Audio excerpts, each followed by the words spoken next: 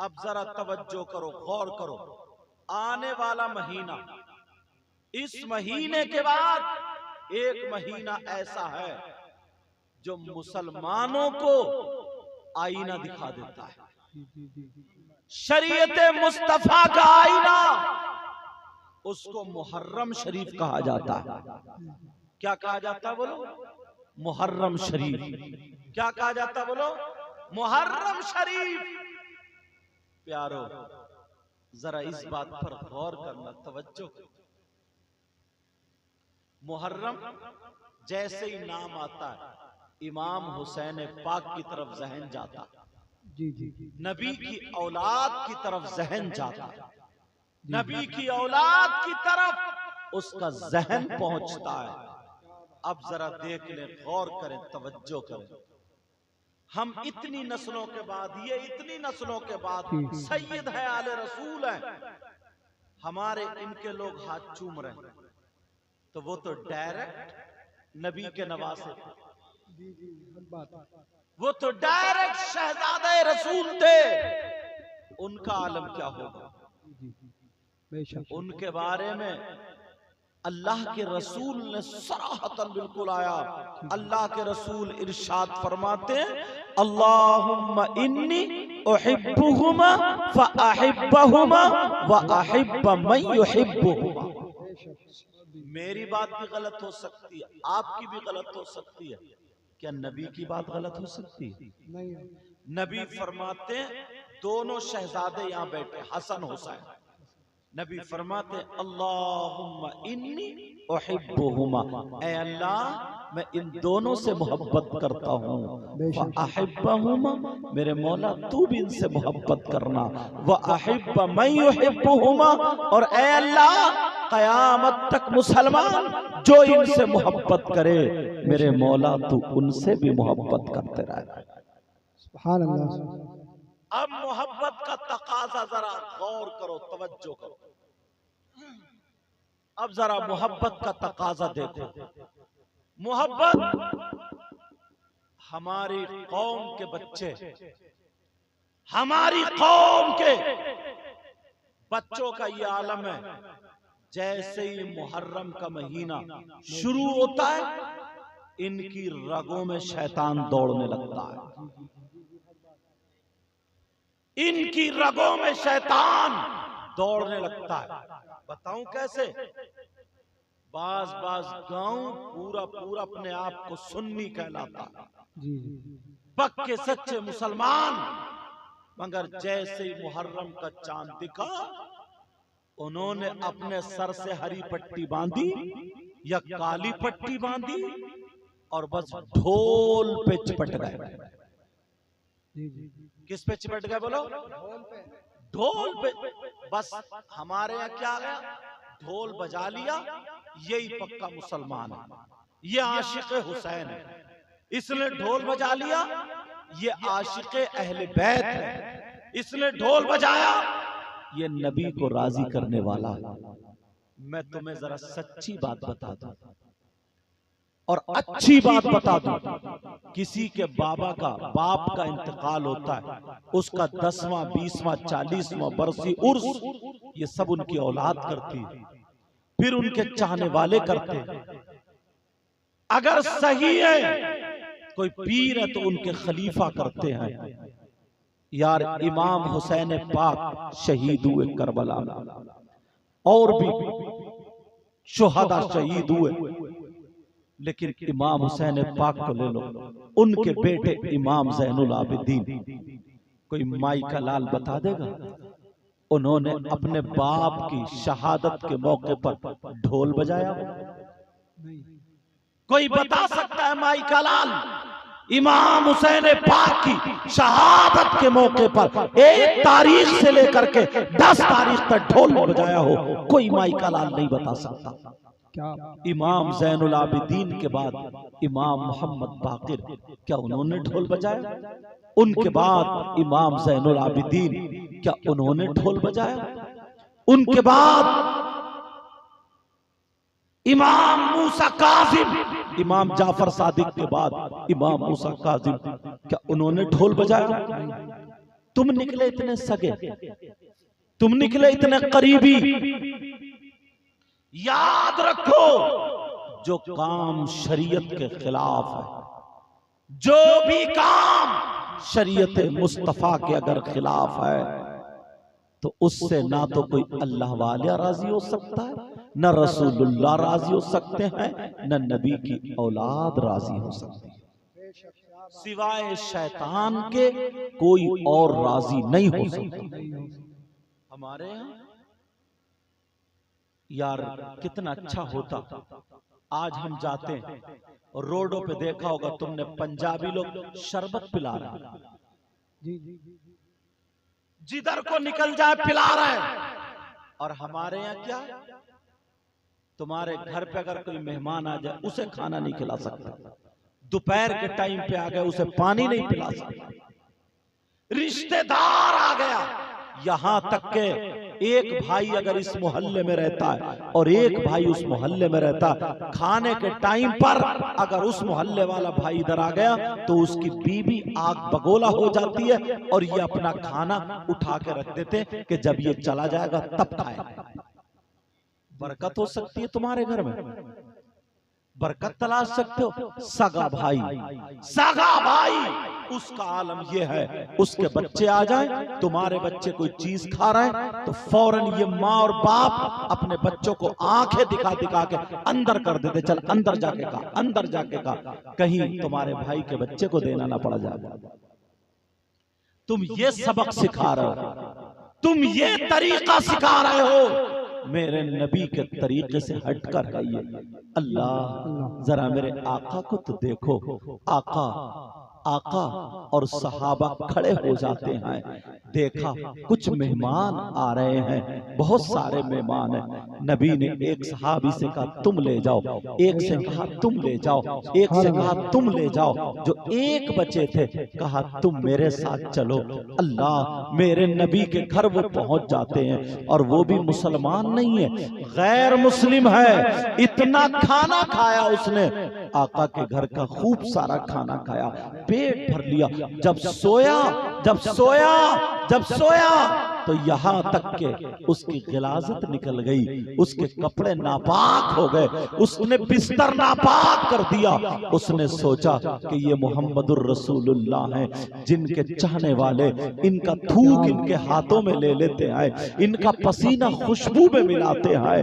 अल्लाह, पता चल गया इनका बिस्तर मैंने खराब कर दिया है तो मुझे जान से मार देंगे, मुझे नहीं छोड़ेंगे। ऐसा करते हैं, ऐसा करते हैं, यहां से सुबह उठते ही भाग जाते हैं। ये सुबह उठते ही भाग गया, इसकी एक जरूरी चीज रह जाती है। सुबह उठ के ही जैसे ही भागा, ये घर से निकल गया। मेरे नबी जब आए नमाज के बाद तो वहां पे बदबू आ रही थी, बिस्तर सना हुआ था। अरे वो आका थे, वो पैगंबर इस्लाम थे, तुम्हें सबक दे करके गए। अगर चाहते तो कह देते अबू बकर इधर आओ मेरा बिस्तर साफ करो, उमर इधर आओ साफ करो, उस्मान इधर आओ साफ करो, अली इधर आओ साफ करो, किसी भी गुलाम से कह सकते थे।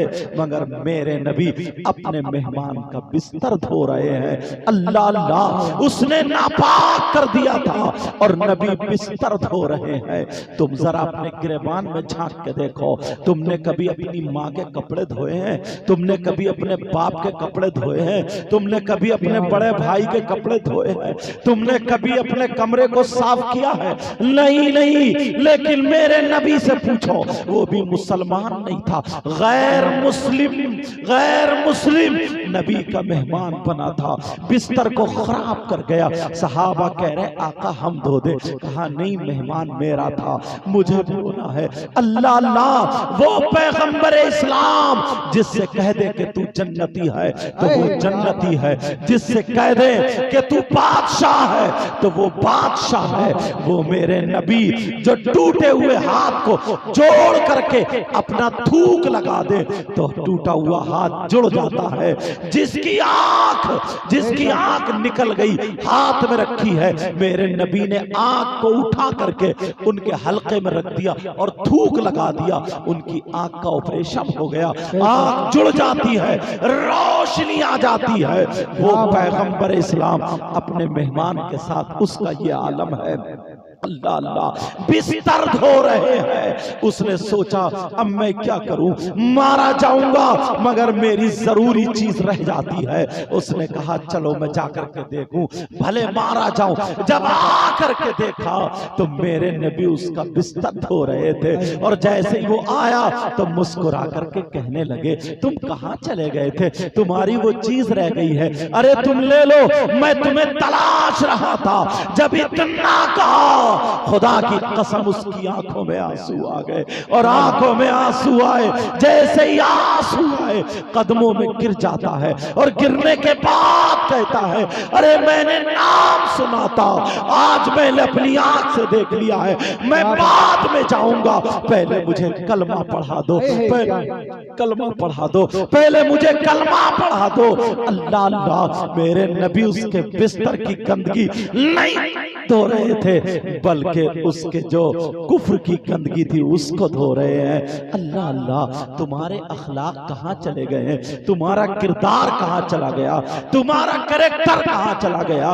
मैंने पंजाबियों को देखा है, रुद्रपुर के इलाके में रहता हूँ, मैंने देखा है अगर एक पंजाबी जा रहा है मोटरसाइकिल पे, बराबर में देखा दूसरा पंजाबी जा रहा है, तो मालूम है क्या कहता है, मोटरसाइकिल रोक लेता है, और रोकने के बाद कहता है तेनू कितने जाना, तेनू कितने जाना, मतलब ये तू कहाँ जा रहा है, बोल कहाँ जाएगा, फौरन बैठ जा, आजा बैठ जा, उसे मोटरसाइकिल पे बिठा लेता है। तुम्हारा क्या हाल है, कभी तुमने अपने आप को देखा है, अगर तुम जा रहे हो और दूसरा मुसलमान तुम्हारा भाई जा रहा है, तो तुम्हारे जानने वाला अगर है तो तुम क्या करते हो, जेब से मोबाइल लगाया, निकाला, और निकालने के बाद कान पे लगाया, और बस हेलो हेलो हेलो करता हुआ मोटरसाइकिल से निकल गया, ताकि वो तुम्हारी मोटरसाइकिल पे बैठ ना जाए। बोलो तुम्हारे घर में बरकतें हो सकती हैं क्या, तुम्हारी जिंदगी में खुशहालियां हो सकती है, नहीं हो सकती हैं। यही तक नहीं है, अगर वो पंजाबी के साथ में उसकी बीवी भी बैठी हुई है, उसके घर की कोई लेडी बैठी हुई है, कोई औरत बैठी हुई है, तब भी वो तीसरे पंजाबी को बिठा लेता है। मगर तुम कहां बिठाते हो, उसका भी ये आलम है कि उसको हाथ नहीं लगा सकता, ऐसा बैठता है जैसे उसकी बहन बैठी हो, उसकी बहन के सामने। और तुम्हारे क्या हाल है, तौबा तौबा, छी छी, अगर मैं तुम्हें बता दूं ना तो मुंह को कलेजा आ जाएगा। खुदा की कसम प्यारो सुनो, ऐसे हालात हो गए हैं, मुझे बोल लेने दिया जाए। चचेरा भाई अपनी बहन पे, चचेरी बहन पे गलत नजर डालता है, अपना मुमेरा भाई बहन पे गलत नजर डालता है, अपना तेरा भाई अपनी चचेरी बहन पे गलत नजर डालता है, फुफेरी बहन पे गलत नजर डालता है, मुमेरी बहन पे गलत नजर डालता है। जरा मुझे बताओ क्या ऐसा है कि नहीं है तुम्हारी रगों में? तुमसे मुराद उन लोगों की बात कर रहा हूं जो ऐसे हैं, बुरा मत मानना, मैं तुम्हारी करके बोलूं तो तुम समझ लेना। अल्लाह अल्लाह, कैसे हालात हो गए हैं। एक तो ये पुराने लोग बैठे हैं, ये बुजुर्ग बैठे, इनसे पूछो, इनका जमाना देखो, इनका जमाना ये था, अगर इनकी पड़ोस में ना कोई गैर मुस्लिम लड़की भी रह रही है और उसकी ससुराल वाले अगर उसको जबरदस्ती कोई झगड़ा हो गया, खींचने के लिए आ गए, तो इन मुसलमानों की लाठी उसके दरवाजे पे आके लग जाती थी, और ये कहते थे ये हमारे मोहल्ले की, पड़ोस की हमारी बहन है, हमारी बहन, हम मर जाएंगे, पहले हम लाठी चलाएंगे, अपनी लाशें गिरा देंगे, उसके बाद तुम्हें जाना पड़ेगा। ये इज्जत बचाते थे, इज्जत। आज तुम चचेरी बहन पे गलत नजर डालते हो, मुमेरी बहन पे गलत नजर डालते हो, फुफेरी बहन पे गलत नजर डालते हो, और मैं तुम्हें क्या बता सकता हूँ, इतना गंदा इंसान, इतना नीच इंसान, इतना खराब इंसान मोबाइल के चक्कर में आ गया। अल्लाह अल्लाह, बस देख लिया, फिल्मों में देख लिया, मूवीज में देख लिया, एक दूसरे से हम प्यार का सबक पढ़ा रहे हैं कि साहब हमारा उससे प्यार हो गया, हमारा उससे प्यार हो गया। अरे तू प्यार की बात करता है, अगर प्यार करना है तो मेरे नबी से प्यार कर ले, अगर प्यार करना है तो हसनैन करीमैन से प्यार कर ले, अगर प्यार करना है तो अबू बकर सिद्दीक से प्यार कर, हजरत उमर से प्यार कर, उस्मान गनी से प्यार कर, मौला अली से प्यार कर, हसनैन करीमैन, गौसो ख्वाजा गरीब नवाज से प्यार कर, अल्लाह वालों से प्यार कर, अपनी माँ से प्यार कर, अपने बाप से प्यार कर। ये तेरा प्यार यहाँ भी तुझे ऊंचा कर देगा और आखिरत में तुझे जन्नत में लेके जाएगा। सुभान अल्लाह। नारे तकबीर, नारे रिसालत, नारे गौसियत। हज़रत अल्लामा सैयद शराफत भाई ने आज शादी के प्रोग्राम, आज शादी के मौके पर ये प्रोग्राम किया है। तो आज मैं तुम्हें बता दूं, लोग पहले जो थे ना दोस्ती करते थे, अल्लाह कितनी प्यारी दोस्ती होती थी। एक दूसरे का सहारा बनते थे, एक से दो हो जाते थे, एक लाठी से दो लाठी हो जाती थी। इन बुजुर्गों से पूछो जब इनकी दोस्ती होती थी, अगर दोस्त की बहन की शादी होती थी तो ये भी ऐसे ही करता था जैसे इसकी सगी बहन की शादी हो रही है। अगर दोस्त की बहन के घर जाता था तो कभी उसको भात देता था, कभी उसको पैसे देता था, ऐसे ही बर्ताव करता था जैसे सगी बहन के साथ बर्ताव किया जाता है। मगर आज लोग इतने गंदे हो गए, छी छी। अगर मैं बोलूं ना, अगर मैं बोलूं तो मुंह को कलेजा आ जाएगा। ये नौजवान है, इसको नौजवान कहेंगे, इनकी रगों में शैतान है।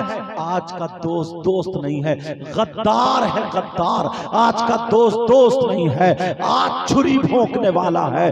दुश्मन से इतना खतरा नहीं है जितना दोस्त से खतरा है। आज का दोस्त अगर दोस्ती कर रहा है या तो उसकी बहन के चक्कर में कर रहा है, या उसकी बीवी के चक्कर में कर रहा है, या उसकी मालो दौलत के चक्कर में कर रहा है। कोई ना कोई लालच है, इसे दोस्ती कहोगे, इसे दोस्ती कहोगे? बोलो, दोस्त कहलाने का ये हकदार है क्या? इसको दोस्त बोल सकते हो क्या? ये दोस्त नहीं है, ये गद्दार है। और मुसलमान का काम ये नहीं है। मुसलमान पक्की सच्ची दोस्ती करता है।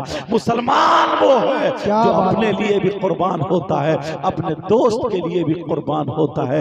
तुम्हें क्या पता है, सैयदना हजरत अबू बकर सिद्दीक की दोस्ती देखो, साथ में हजरत उमर की दोस्ती देखो। अल्लाह अल्लाह, एक दिन दोनों दोस्त सुबह सुबह मदीने शरीफ में आ जाते हैं। अबू बकर सिद्दीक और हजरत उमर दोनों ये दोस्त मदीने शरीफ में है। सुबह सुबह वहां पे बाजार लगती थी, यानी सुबह सुबह मछलियां बिकने आती थी।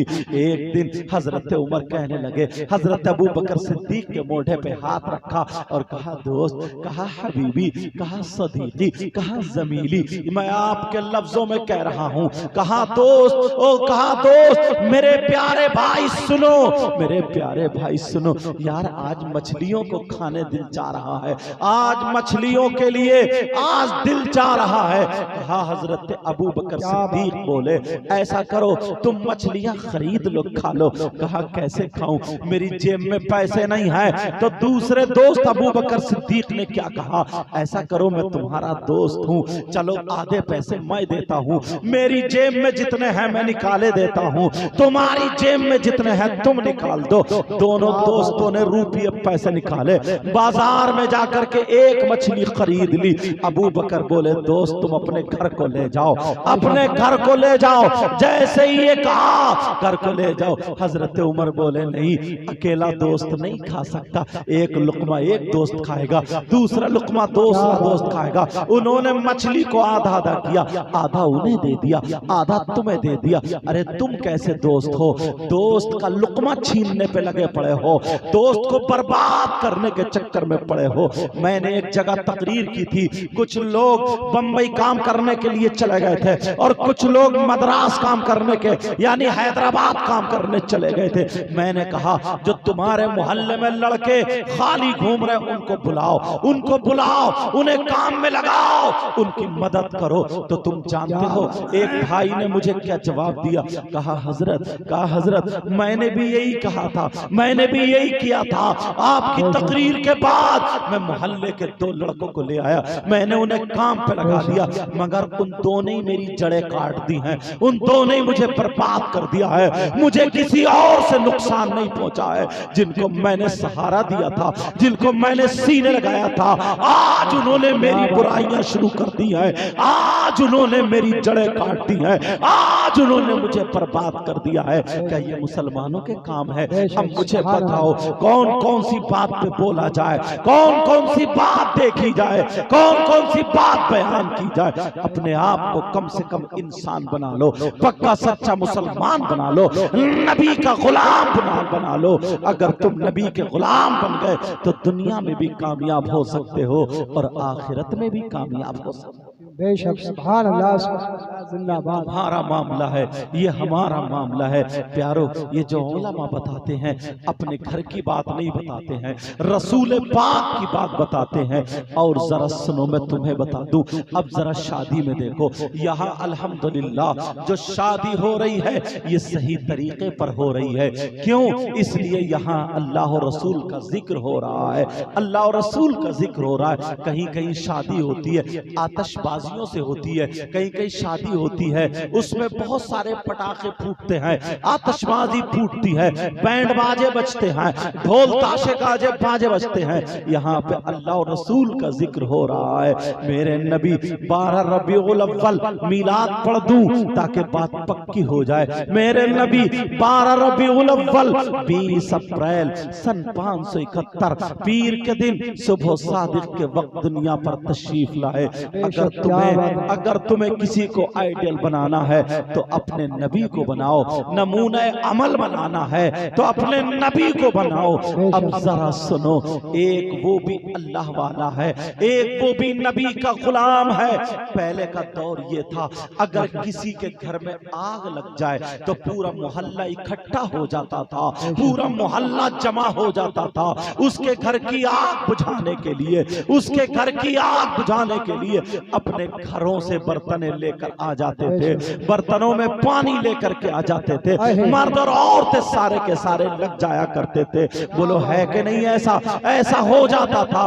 मगर आज ये आलम है, अगर किसी का घर जल रहा है तो कुछ नहीं करेगा, बर्तन नहीं निकालेगा, पानी नहीं डालेगा। अगर किसी का घर चल रहा है तो जेब से मोबाइल निकालेगा और निकालने के बाद वीडियो बनाना शुरू कर देगा, वीडियो बनाना शुरू कर देगा और लाइव दिखाना शुरू कर देगा। कहेगा देखो, लाइव देखो, ये है एक का घर जलता हुआ, जलते हुए घर को मुलाहिजा फरमाए। ये मुसलमान, अरे तेरे सीने में क्या दिल नहीं है? तू आज मजे लेने लगा है, तू आज हंसी मजाक पे पड़ गया है, आज तू अपने आप को कुचल के रख दिया है। अब मुझे बताओ, यहाँ तक के अगर किसी की मोटरसाइकिल टकरा गई है, जीप के अंदर अगर वो दब चुका है, उसके पांव इतने इतने दब गए, वो चीख रहा चिल्ला रहा, कह रहा भाई मुझे बचा लो, भाई मुझे मेला लगा पड़ा होगा, लोगों का मेला, मगर एक भी दिल वाला ऐसा नहीं होगा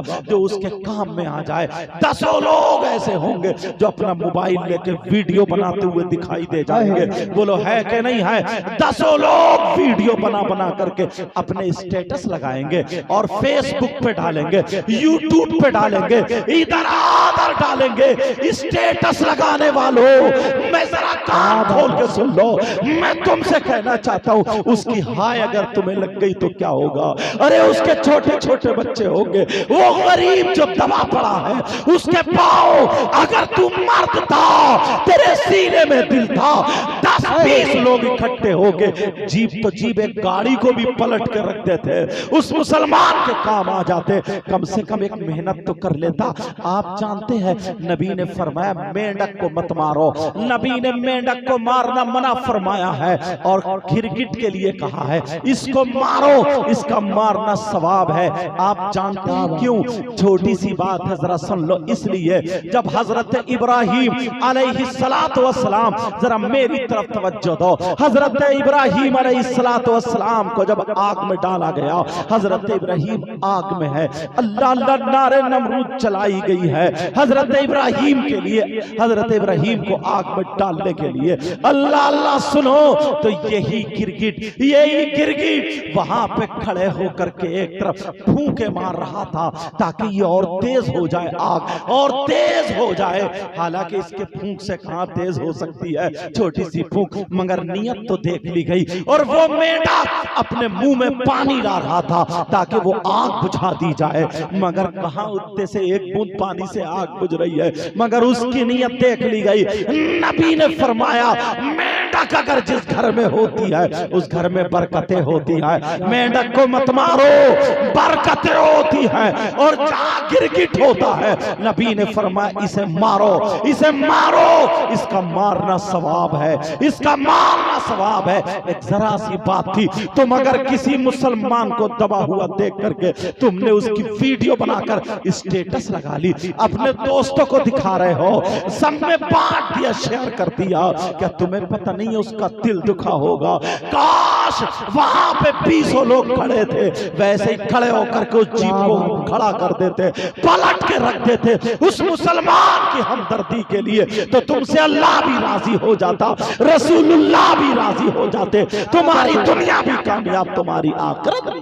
बेशक नारे तकबीर, नारे रिसालत, नारे गौसियत, उलमाए सुन्नत, नारे हैदरी।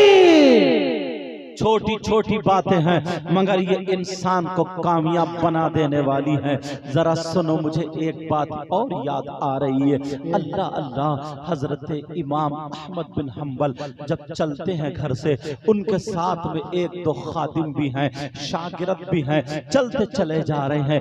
एक नदी के किनारे पर जब पहुंचे, देखा वहां पे लोग हंस रहे हैं, दो दो तीन तीन चार चार लोग इकट्ठे हुए हैं और हंस रहे हैं, कह रहे अब डूबा, अब डूबा, अब डूबा, अब मरा, अब मरा। इन्होंने देखा क्या डूबा, क्या मरा, तो देखा उस नदी के किनारे पर एक दरख्त है, पेड़ है, और उस पेड़ की टहनी पर एक बिच्छू है। वो हवा से बेचारा परेशान है, टहनी हिल रही है, कभी पानी में टकरा रही है, बिच्छू लटका पड़ा है, गिरने वाला था, पानी से भीग चुका है, गिरने वाला था, वो डूबने वाला था। सब मजाक बना रहे, सब हंसी कर रहे, ठिट्ठा कर रहे, जरा देख लो इसको, अल्लाह अल्लाह देख लो इसको, इधर कोई बचाने वाला नहीं है। इतने में बिच्छू गिर जाता, बेचारा गोते खाने लगा, डूबने लगा, वो बिच्छू डूबने लगा। 10 लोग खड़े हुए तमाशा बनाए पड़े हैं, खड़े हो करके तमाशा बनाए पड़े हैं, मगर कोई बचाने वाला नहीं है। ये इतने बड़े आलिम हैं, इतने बड़े अल्लामा हैं, इतने बड़े इमाम हैं, लोग इनकी जूतियां सीधी करते हैं, लोग इनके हाथ चूमते हैं, मगर इन्होंने नहीं देखा, उसको बचाने के लिए डायरेक्ट घुस जाते हैं। फौरन दरिया में घुसे और घुसने के बाद बिच्छू को नीचे से हाथ डाल के उन्होंने हथेली पे उठा लिया है। जैसे ही हथेली पे उठाया, बिच्छू भी अपनी करनी से पास नहीं आया, बिच्छू ने भी उनकी हथेली पे डंक मार दिया। जैसे ही डंक मारा तो उनके तकलीफ हुई, उनके दर्द हुआ, जहर चढ़ा, मगर बिच्छू अपनी खानी से पानी नहीं आया, उसने डंक मार दिया। जैसे ही डंक मारा तो इनके जबान से सी तो निकल गई, मगर फिर कहा ऐ अल्लाह तेरा शुक्र है, मैंने अपना काम किया, इसने अपना काम किया। इन्होंने बिच्छू को फिर टहनी पे बिठा दिया। लोग कहने लगे कैसा इंसान है, इनको बिच्छू ने काट लिया है, मगर फिर भी इन्होंने बिच्छू को मारा नहीं है। लोग देख रहे हैं और इमाम साहब, इमाम अहमद बिन हम्बल निकल के वापस आ जाते हैं। जैसे ही वापस निकल के आए इमाम साहब, अब फिर वो गिरने लगा, फिर वो हवा के झोंके आने लगे, फिर वो टहनी हिलने लगी। अब सारे लोग कहने लगे अब कौन बचाएगा तुझे, अब तो तुझे मरना ही है, तूने इमाम साहब के भी काट लिया है। अल्लाह अल्लाह, फिर जो हवा का झोंका चला वो बिच्छू गिर जाता है। जैसे ही गिरा बिच्छू फिर गोते खाने लगा, मरने लगा, मगर उसकी कोई पुकार नहीं सुन रहा था। वो बिच्छू कह रहा था ऐ अल्लाह मुझे बचा ले, ऐ अल्लाह मेरी मदद कर दे, ऐ अल्लाह मेरी मदद कर ले, मुझे बचा ले। कोई सुनने वाला नहीं था। इतने में फिर इमाम साहब घुस जाते हैं, उनके कपड़े भीग गए। दोबारा फिर उन्होंने जब उठाया, फिर बिच्छू ने डंक मार दिया। 3 मरतबा ऐसा हुआ। तीसरी मरतबा के बाद जो इमाम साहब का खादिम था, जो अल्लामा साहब का खादिम था, उसने कहा हजरत अहमद चाना मुझे सिर्फ 2 मिनट दे दो, मैं इस बिच्छू को मार के फेंक दूंगा, मैं इसके टुकड़े टुकड़े कर दूंगा। कहा मैं तो बचाने के लिए गया। कहा हुजूर देखो ना आप बचा रहे हैं और ये आपके डंक मार रहा है। प्यारो, इमाम साहब ने क्या जुमला दिया था, अगर उस जुमले की तुमने हिफाजत कर ली, उस जुमले को दिल की तख्ती पर अगर नोट कर लिया तो तुम कामयाब हो सकते हो। तुम्हारी दुनिया संवर सकती है, तुम्हारी आखिरत भी संवर सकती है, तुम पक्के सच्चे नबी के गुलाम बन सकते हो। ऐसी बातों पर अगर अमल करो। सुनो इमाम साहब ने क्या जुमला बोला था। इमाम साहब कहने लगे, खादिम से बोले, उससे कहने लगे, अरे तू क्या समझता है, इसने काटा है तो मैं इसे मार दूं। का हजरत इसे डुबो दो, इसे कुचल दो, इसके टुकड़े टुकड़े कर दो, आप इसको मारते क्यों नहीं है। तो इमाम साहब ने कहा, अरे इसकी आदत बुरी है, ये डंक मारने की, मेरी आदत अच्छी है बचाने की। जब ये अपनी गंदी आदत नहीं छोड़ सकता तो मैं अपनी अच्छी आदत कैसे छोड़ दूं। ये अपनी बुरी आदत से बाज नहीं रह सकता तो मैं अपनी अच्छी आदत से बाज कैसे आ जाऊं। सुभान अल्लाह, सुभान अल्लाह। अच्छी आदतें बनाओगे, बोलो इंशाअल्लाह, बोलो इंशाअल्लाह। आज के बाद किसी को तकलीफ मत देना प्यारो। तो वहां से ना, अगर कुत्ता भी हो कुत्ता, उसको भी तकलीफ मत दियो। हमारे यहाँ क्या है, एक बात और बता दूं, एक बात और सुन लो। हमारे यहाँ पर क्या है, ब्याह होती है, ब्याह होता है, शादी होती है, शादी। और शादी में तुमने देखा होगा, मेरी तरफ जरा तवज्जो दो, थोड़ी सी छूटन छाटन बच जाती है, थोड़े से खाना बच जाता है, हड्डी गुड्डी बच जाती है। जब मेरी तरफ, तो इनसे क्यों कह रहा हूं, उनसे को ना इनसे क्यों कह रहा, तो मत, तो बस सुनते रहो ऐसे। अब जरा मेरी तरफ तवज्जो, तुम्हारा तो बड़ा प्यारा बोलता, आज क्या हो रहा है। अल्लाह ताला बरकतें अता फरमाए। जरा मेरी तरफ तवज्जो दो, मेरी तरफ तवज्जो दो, मेरी तरफ गौर करो।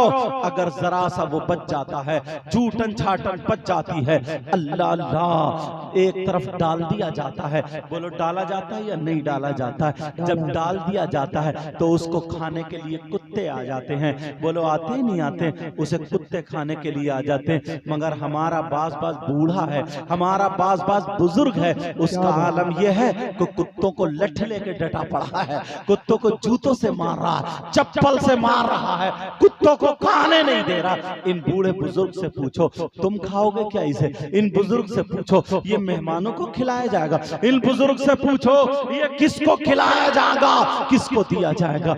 अल्लाह के बंदो, अगर कोई जानवर खा लेगा, कोई कुत्ता खा लेगा, तो कम से कम उसका पेट भर जाएगा। बोलो भरेगा या नहीं भरेगा। मगर हमारे यहाँ तहजीब हट गई है, हमारे यहाँ तहजीब खत्म हो गई है। माशाल्लाह इन्होंने खाना खिलाया है, शादी वालों ने बड़े अच्छे अंदाज में खिलाया। ये नौजवान बच्चे हैं, बड़े अच्छे अंदाज में मैंने देखा है। वरना बाज जगह ऐसा आलम होता है, ऐसे लपट डुबकी होती है, और बाज इंसान उसे खाने का ढंग नहीं है, तरीका नहीं है। डोंगे में से इतनी प्लेट में भर लेगा, इतनी भर लेगा, नियत खराब है, अब खाया नहीं जा रहा। एक दो बोटी खाई, एक दो टुकड़े खाए, बस इधर को फेंक रहा, उधर को फेंक रहा, बर्बाद कर रहा है। क्या तुमसे हिसाबो किताब नहीं लिया जाएगा। ये सोचता है कोई हमारा बर्बाद थोड़ी हो रहा। अरे हो बेइज्जती हो, शादी वाले की बेइज्जती हो, दूसरे की बेइज्जती चाहोगे, अल्लाह तुम्हें हरगिज इज्जत नहीं देगा। अगर दूसरों की इज्जत चाहोगे, अल्लाह तुम्हें इज्जत से नवाज देगा। याद रखना मेरी इस बात को। बाज बुजुर्ग जो हैं कुत्तों के पीछे पड़े रहते हैं, लठ लेके कुत्तों को रखा रहे हैं। काय को वो झूठन छाटन से, काय को वो बचे हुए खाने को कौन खाएगा। वो पांवों के नीचे आ रहा था, एक तरफ डाल दिया, कुत्ते खाने लगे। मुझे वो बात याद आने लगी। एक मुहद्दिस साहब हैं, इतने बड़े मुहद्दिस हैं, इतने बड़े मुहद्दिस। उनका एक मुरीद है, वो कहने लगा, हुजूर आप दुनिया से चले गए, दुनिया से चले गए तो फिर मेरा दिल नहीं लगेगा। इत्तेफाक से कुछ दिनों के बाद उनका इंतकाल हो जाता है। लेकिन जब इंतकाल हुआ, वो कब्र पे जाकर के रोता था और कहता था, हुजूर अपना दीदार करा दो, हुजूर दीदार करा दो। अल्लाह अल्लाह, जरा सुनने की बात बात है, किसी के पेट पे लात मत मारना सुनने की बात है ये। उन्होंने कहा को हुजूर दीदार करा दो। अब जब रात हो जाती है ये ख्वाब में देखता है हजरत की कब्र को बिल्कुल क्यारी, जन्नत की क्यारी बना दिया जाता है, फूल पौधे हैं, खुशबू आ रही है। इसने पूछा हुजूर आपकी कब्र को जन्नत की क्यारी कैसे बना दिया, फूल पौधे कैसे बना दिए, खुशबू कैसे आई, जरा इतना बता दो।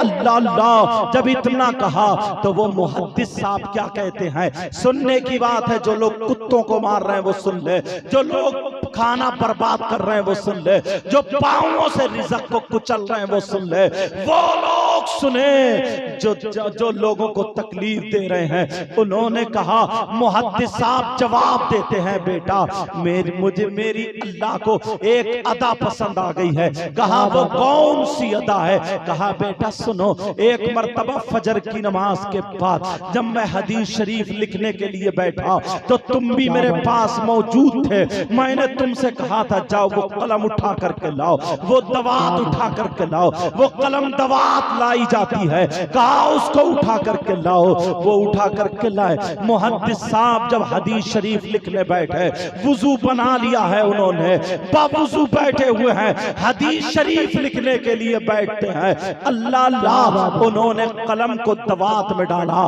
जैसे ही कलम दवात में डाली और डालने के बाद जब कलम पे रोशनाई लग जाती है, कलम की नोक पे रोशनाई लगी है, लिखने वाले थे कलम यहां पर लाए तो कलम की नोक पर एक मक्खी बैठ जाती है और वो मक्खी रोशनाई पीने लगती है, वो मक्खी रोशनाई पीने लगती है। इन्होंने देखा मुहद्दिस साहब अगर चाहते तो उसे चुटकी मार के उड़ा देते, अगर मुहद्दिस साहब चाहते उसे हिला देते, अगर मुहद्दिस साहब चाहते उसे झटका मार के गिरा देते, अगर मुहद्दिस साहब चाहते उसे फूंक मार के गिरा देते। दिल में ख्याल आया, उन्होंने सोचा इसे झटका दे दूं, दिल में ख्याल आया फूंक मार दूं, मगर फिर ख्याल आया, फिर मुहद्दिस साहब बोले मैंने सोचा अरे ये पेट भर रही है, मैं कौन होता हूं इसके पेट पे लात मारूं, जरा पेट भरने दो। एक मक्खी लिखने वाले कलम पे बैठ के अपना पेट भरने लगी है। मुहद्दिस साहब ने कलम को रोक दिया, लिख नहीं रहे हैं और फरमाने लगे मैंने अपनी सांसें भी रोक ली ताकि हिल जाए, कहीं मक्खियां उड़ जाए। उन्होंने कहा मैंने अपनी सांसें रोक ली और जैसे ही सांस रोकी वो मक्खी जो थी पेट भर के निकल जाती है और जैसे ही पेट भर के निकली अब वो मुहद्दिस साहब कहने लगते हैं अल्लाह को मेरी अदा इतनी पसंद आई, इतनी पसंद आई कि मेरी कब्र को जन्नत की क्यारी बना दिया जाए। बेशक नारे तकबीर, नारे रिसालत, मसलके आला हजरत अल्लामा सैयद मुकीम रहमान साहिब किबला ख्वाजा का हिंदुस्तान, सड़कड़े का सुन्नी मुसलमान, उलमाए सुन्नत। बोलो आज के बाद किसी के पेट पे लात नहीं मारोगे,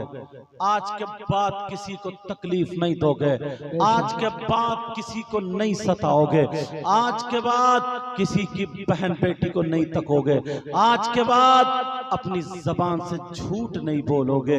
अच्छा मैं आपसे पूछना चाहता हूँ, इतनी बात जब झूठ की आ गई है तो सुन लो, झूठ की बात आ गई है तो सुनो। अल्लाह वो इंसान कितना बुरा होगा जिस पे अल्लाह की लानत बरस जाए, वो शख्स कितना बुरा होगा जिस पे 50 मरतबा 10 मरतबा 20 मरतबा अल्लाह की लानत पड़ जाए। बहुत बुरा इंसान होगा जिस पे अल्लाह ताला की लानत पड़े। अल्लाह किस पे अल्लाह की लानत पड़ती है जरा देखो, अल्लाह ताला फरमाता है लानतुल्लाहि अलल काज़िबीन, झूठों पर अल्लाह की लानत, झूठों पर अल्लाह की लानत। अब सुबह से लेकर शाम तक कितना झूठ बोल रहे हैं, सुबह से लेकर शाम तक हम और आप कितना झूठ बोल रहे हैं। और ये जो मोबाइल है ये जो मोबाइल है मोबाइल, इसने तो मौलाना लोगों को भी झूठ बुलवा दिया है, इसने पीरों को भी झूठ बुलवा दिया है, इसने इमामों को भी झूठ बुलवा दिया है, इसने मुफ्तियों को भी झूठ बुलवा दिया है। ये जो मोबाइल है ना, मोबाइल, इससे बड़े बड़े मौलाना फंस चुके हैं। कहाँ पहुंच गए हजरत? अगर है दलपतपुर तो बता रहा गोविंदपुर पहुंच चुका हूं, अगर है रामपुर तो बता रहा है मुंडा पांडे पहुंच गया हूं। बोलो है कि नहीं ऐसा? कितने झूठ बोलते हैं, इमाम तक भी झूठ बोल जाता है, पीर भी झूठ बोल जाते हैं। मोबाइल के जरिए अगर कोई भी झूठ बोलता है, चाहे वो किसी के जरिए भी झूठ बोले, तो झूठ है। अल्लाह फरमाता है लानतुल्लाहि अलल काज़िबीन, झूठों पर अल्लाह की लानत है, अल्लाह की लानत है। नबी ने फरमाया अपनी जबान की हिफाजत कर लो। अल्लाह ताला के रसूल फरमाते हैं कि जबान की हिफाजत कर लो, इसकी हिफाजत की जिम्मेदारी ले लो, जन्नत की जिम्मेदारी मैं ले लेता हूं। अगर तुमने हिफाजत कर ली तो जन्नत मैं दिलवाऊंगा। दूसरी शर्मगाह है, अगर शर्मगाह की हिफाजत कर ली तो जन्नत मैं दिलवाऊंगा। प्यारो, अपनी जबान पे कंट्रोल करो। बाज इतना बोलता है, बड़ चौराहों पे बैठ करके बाज जितना बड़ा जाहिल है उतना ही बड़ा मुफ्ती बनने की कोशिश करता है। और अगर कोई मोबाइल के जरिए अगर कोई मसला उसको मिल गया है, मसला अगर उसे हाथ आ गया है, तो अब इमामों से जाकर के टकराता है। अब इमाम साहब से पूछता है, इमाम साहब बताओ, ये इस्लाह के लिए नहीं, इमाम साहब को चेक कर रहा है, इमाम साहब का इम्तिहान ले रहा है। ये देख रहा है इमाम साहब कितने पानी में है। अरे तू जानता है उसके सीने में कुरान है, तू जानता है उसके सीने में अहादीस नबविया है। अगर वो आलिम रब्बानी है तो नबी फरमाते हैं अगर कोई आलिम या तालिब इल्म किसी बस्ती के कब्रिस्तान से गुजर जाए, अल्लाह गुजर जाए, तो उसके गुजरने की बरकत ये होगी कि अल्लाह ताला उस कब्रिस्तान के मुर्दों से 40 दिन के लिए अजाब उठा लेता है। मुबारकबाद के लायक हैं शराफत हुसैन साहब। उन्होंने अपने बेटे की शादी के मौके पर रसूलुल्लाह के जिक्र की महफिल की है। उन्होंने भांगड़ा नहीं, उन्होंने डांस पार्टी नहीं, नाच गाने खेल कूद नहीं। हम दिल से दुआएं करते हैं, ऐ अल्लाह अपने हबीब के सदका तौफीक इस शादी में बरकतें अता फरमा दे, इनके घर में बरकतें अता फरमा दे, पूरी बस्ती में बरकतें अता फरमा दे। मेरे मौला परवरदिगार, जो दो खानदान एक होने जा रहे हैं, रिश्तेदारी में मुंसलिक हो रहे हैं, ऐ अल्लाह तू इन दोनों खानदानों में मोहब्बत मवद्दत पैदा फरमा देना, और दूल्हा को दुल्हन और दुल्हन को दूल्हा मुबारक फरमा दे। ऐ अल्लाह इन्हें नेक और सालेह औलाद से नवाजना। मेरे मौला परवरदिगार आलम, ऐ अल्लाह हर तरीके की परेशानी से हमें और इन्हें सबको महफूज व मामून फरमा दे। इंशाअल्लाह जिंदगी रही तो फिर मुलाकात। कलमा शरीफ पढ़िए मेरे साथ, ला इलाहा इल्लल्लाह मुहम्मदुर रसूलुल्लाह। मेरे साथ पढ़े, अस्तगफिरुल्लाह।